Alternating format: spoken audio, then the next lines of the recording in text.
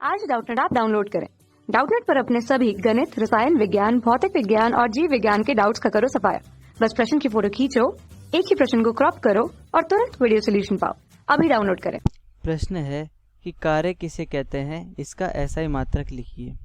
यह अदिश राशि है या सदिश राशि है? तो सिद्ध कीजिए कि एक परिवर्ती बल द्वारा किया गया कार्य बल विस्थापन वक्र तथा विस्थापन अक्ष के मध्य गिरे गए क्षेत्रफल के बराबर होता है। तो आइए हल करते हैं इस प्रश्न को। ठीक है, सबसे पहले हम देखते हैं कि कार्य किसे कहते हैं।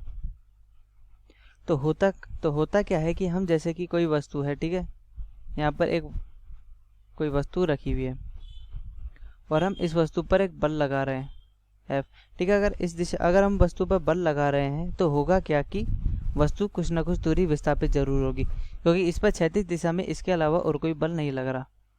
तो मान लेते हैं कि वो वस्तु s दूरी तक विस्थापित हो चुकी है, ठीक है, और s दूरी विस्थापन के बाद वो वस्तु यहाँ कहीं पे है, ठीक है। तो कार्य का मान क्या होगा? तो कार्य होगा कि बल और जो वस्तु है, मतलब जो बल है, बल का परिमाण तथा बल की दिशा में उत्पन्न विस्थापन। तो कार्य बराबर क्या होगा? बल गुणा बल की दिशा में विस्थापन। तो इन दोनों के जो गुणनफल है उसके गुणनफल को क्या कहा जाता है?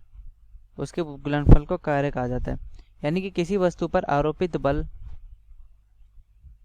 ठीक है, बल की दिशा में विस्थापन, किसी वस्तु पर आरोपित बल तथा उस बल की दिशा में वस्तु का विस्थापन का गुणनफल क्या कहलाता है?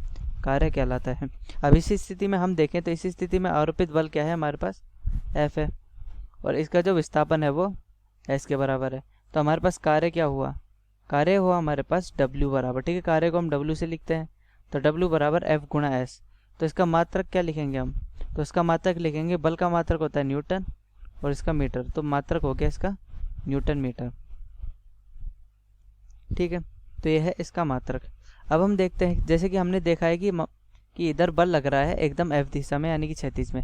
अब अगर हम मान लेते हैं कि एक दूसरी वस्तु है हमारे पास इस प्रकार से, ठीक है, वो इस प्रकार रखी हुई है।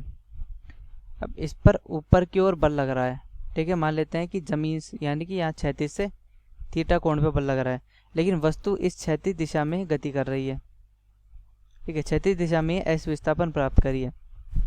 तो इस स्थिति में इसका जो किया गया कार्य लिखा जाएगा W, ठीक है। W क्या लिखा जाएगा? W लिखा जाएगा बल और बल की दिशा में विस्थापन, कि बल की दिशा में वस्तु ने कितना विस्थापन लिया। अब चूंकि इस स्थिति में हम क्या करते हैं, ऐसी स्थिति में, ठीक है, ये जो बल है, इस बल का वस्तु की विस्थापन की दिशा में हम क्या लेते हैं? घटक लेते हैं, ठीक है। अगर इस बल का वस्तु की विस्थापन की दिशा में हमने घटक ले लिया तो हम इसको लिखेंगे F cos थीटा के बराबर, क्योंकि हम देख सकते हैं कि क्षैतिज दिशा से थीटा कोण बन रहा है, तो क्षैतिज दिशा में कौन सा घटक आ जाएगा? F cos थीटा, और ऊर्ध्वाधर दिशा में आ जाएगा F sin थीटा, ठीक है। तो W बराबर आ गया हमारे पास F cos थीटा, ये क्षैतिज दिशा का बल लग गया और क्षैतिज दिशा में विस्थापन, तो Fs cos थीटा आ गया। अब चूंकि हम देख सकते हैं कि Fs cos थीटा है, तो इसको क्या लिख सकते हैं हम? W बराबर F सदिश डॉट S सदिश। तो हम यहाँ से भी कह सकते हैं कि कार्य एक अदिश राशि है और कार्य दो सदिश राशियों F और S के अदिश गुणनफल से हमें प्राप्त होती है, ठीक है। क्यों? क्योंकि यहाँ पे हमें Fs cos थीटा प्राप्त हुआ है, ठीक है। अब हमें बताना है कि किसी परिवर्ती बल के द्वारा किया गया विस्थापन बल विस्थापन वक्र तथा विस्थापन अक्ष के मध्य गिरे गए क्षेत्रफल के बराबर होता है, ठीक है। अब जैसे कि ये हमने एक ग्राफ बना लिया, इधर हम बाय अक्ष पे बल लिखेंगे कि किसी वस्तु पर कौन सा बल लग रहा है, और इधर हम क्या लिखेंगे? इधर हम लिखेंगे हमारा विस्थापन, कि इस वस्तु ने कितना विस्थापन तय किया। अब मान लेते हैं कि कोई परिवर्ती बल है, यानी कि वो बल विस्थापन के साथ नियत नहीं है, ठीक है। अब परिवर्ती बल हमारा कैसा भी हो सकता है कि इस प्रकार से कोई हमारा बल लग गया। अब हमें बताना है कि और मान लेते हैं कि वस्तु ने यहाँ तक का विस्थापन तय किया, ठीक है, कहाँ तक का? यहाँ तक वस्तु ने विस्थापन तय किया। ये मान लेते हैं इसने S विस्थापन तय किया। तो इस स्थिति में हमें ये बताना है कि ये जो पूरा एरिया है, यानी कि ये छायांकित क्षेत्रफल है, जो भी मैं छायांकित कर रहा हूँ, ये पूरा छायांकित क्षेत्रफल कार्य के बराबर है। तो आइए देखते हैं इसको कैसे करते हैं। ठीक है, पहले मैं इसको मिटा देता हूँ। अब चूंकि हम इधर देख रहे हैं कि हमने जो लिखा था इधर F dot S cos theta, ठीक है, एफ एस हमने लिखा था इधर डब्ल्यू बराबर एफ एस कॉस थीटा। तो ये किसके लिए, ये केवल और केवल नियत बल के लिए होता है। ठीक है, अगर परिवर्ती बल की बात होती है तो परिवर्ती बल के लिए क्या किया जाता है, परिवर्ती बल के लिए प्रत्येक क्षण पर हमें बल लेना पड़ता है। यानी कि हर एक क्षण पर जैसे कि मान लेते हैं कि 0 से लेकर 1 सेकंड तक बल का मान कुछ और था, तो 0 से 1 सेकंड तक उस बल के अनुसार वस्तु ने कितना विस्थापन किया हम वो लेते हैं। ठीक है, अब जैसे कि मान लेते हैं कि वस्तु ने, ठीक है, मैं काम करता हूँ, मैं यहाँ पर लिख लेता हूँ कि माफ कीजिएगा T1 नहीं S1। ठीक है, जब वस्तु ने S1 विस्थापन तय किया तब वस्तु पर बल F1 था। जब वस्तु ने S2 विस्थापन तय किया तब उस पर बल लगा F2। ठीक है, तब वस्तु ने और अतिरिक्त S3 विस्थापन तय किया तो उस पर लगा बल F3। तो इस स्थिति में हम W1 क्या लिखेंगे, वो लिखेंगे F1 S1। W2 हम क्या लिखेंगे, वो लिखेंगे F2 S2। तो W3 क्या लिखेंगे, F3 S3।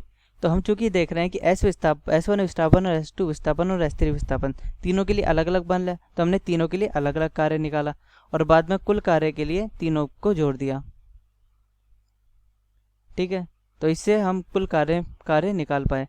अब वैसा ही कुछ हमें यहाँ भी करना पड़ेगा कि परिवर्ती बल के लिए हम मानते हैं कि प्रत्येक विस्थापन में वस्तु का जो बल है वो परिवर्तित होता है। तो इसके लिए क्या करते हैं, हम इसके लिए एक छोटा सा अल्पांश मानते हैं dx लंबाई का।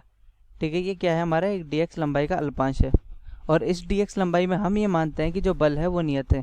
ठीक है, जैसा कि हमने इधर देखा कि S1 विस्थापन में हमने वस्तु का बल है जो F वो नियत लिया था और इस S2 विस्थापन में वस्तु का बल नियत लिया था। तो वैसा ही हम इधर कर रहे हैं कि इस dx विस्थापन में जो वस्तु का बल है वो हम नियत ले रहे हैं। तो इस dx विस्थापन में जो किया गया कार्य है उसको हम W से लिखेंगे और ये F dx के बराबर होता है। ठीक है, तो ये हमने इस अल्पांश के लिए लिखा है कि अल्पांश के लिए जो किया गया कार्य होगा, यानी कि इतने से dx विस्थापन में किया गया कार्य dw के बराबर हो जाएगा। अब हमें क्या करना है, इसको 0 से लेकर s तक विस्थापित करना है। तो 0 से लेकर s तक विस्थापित करने में किया गया कार्य के लिए हम इसका क्या करेंगे, समाकलन कर देंगे। अब चूंकि हम जानते हैं कि समाकलन में क्या होगा कि जैसे कि ये वाला है हमारा dx1, इसके बगल में एक और अल्पांश मान लिया जिसके लिए कुछ और नियत मान है, ये एक और बगल में अल्पांश मान लिया जिसके कुछ और नियत मान है। तो इन सब को जोड़ने के लिए हम समाकलन का प्रयोग करते हैं।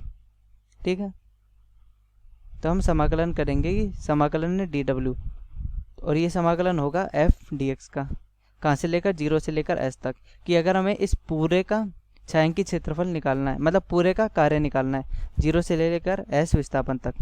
और यही हमारा क्या होता है कि 0 से s तक का जो विस्थापन होता है, यानी कि ये चीज़ हमारी क्या होती है, 0 से s तक के बीच का जो पूरा छायांकित क्षेत्रफल है उसके बराबर हमारा प्राप्त हो जाएगा। ठीक है, जैसा कि हमने बात करी कि अगर हम अलग अलग अल्पांश लेके जोड़ते हैं तब भी हमारा पूरा छायांकित क्षेत्रफल इसमें आ जाता है। ठीक है, इसी प्रकार से। और अगर हम चाहते हैं कि किसी दो बिंदुओं के बीच में, यानी कि ये बिंदु है हमारा A और ये बिंदु है हमारा B, इन दोनों के मध्य अगर हम कोई कार्य निकालें तो वो कार्य निकलेगा W बराबर dw। तो हम 0 से s की जगह a से b लिख सकते हैं कि a से b तक वस्तु ने दूरी तय की, तो ये f dx के बराबर हो जाएगा। ठीक है, तो यहाँ से हमने साबित कर चुके हैं कि जो परिवर्ती बल द्वारा किया गया कार्य है वो इस छायांकित क्षेत्रफल पे निर्भर करता है। ठीक है, यानी कि बल विस्थापन वक्र के क्षेत्रफल पे निर्भर करता है। तो इस प्रकार हमारा प्रश्न हल हुआ। कक्षा 6वीं से 12वीं से लेकर नीट, IIT, JEE वो एडवांस के लेवल तक 1 करोड़ से ज्यादा छात्रों का भरोसा। आज ही डाउनलोड करें डाउटनेट ऐप या व्हाट्सएप करें अपने सारे डाउट्स 8400 400 400 पर।